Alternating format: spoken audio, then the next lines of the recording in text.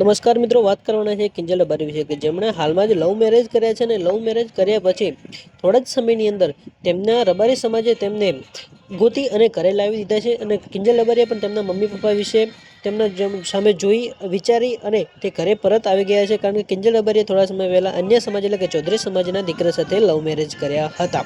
મિત્રો, આવું સોશિયલ મીડિયાની અંદર ઘણા બધા વિડીયો વાયરલ થઈ રહ્યા છે, પણ ના, ખરેખર મિત્રો કિંજલ રબારીએ લવ મેરેજ કર્યા ન હતા, મેરેજ કરવાના બાકી હતા, કારણ કે તેમની સમાજની રાહ જોઈને તેઓ બેઠા હતા. મિત્રો, આ બહુ સારું કામ કર્યું છે અને કિંજલ રબારી જે ઘરે પરત પાછા આવ્યા છે એ મિત્રો શું સારું કર્યું છે કે ખોટું તમે કોમેન્ટ કરીને જણાવી દેજો. અને મિત્રો, કિંજલ રબારી ઘરે આવ્યા પછી શું બોલે છે ચાલો આપણે તેમના વિશે પહેલા જાણી લઈએ અને તેમને શું કીધું છે એ પણ વિડીયોમાં તમને બતાવી દઉં. અને મિત્રો, એની પહેલાં જો તમે આપણા આ પેજ અને આ ચેનલ પર નવા આવ્યા હોય તો ચેનલ યુટ્યુબમાં જોતા હોય તો ચેનલને સબસ્ક્રાઈબ કરી દેજો અને ફેસબુકની અંદર જોતા હોય તો પેજને ફોલો કરી દેજો. તો ચાલો આપણે મિત્રો જોઈ લઈએ પહેલા વિડીયો.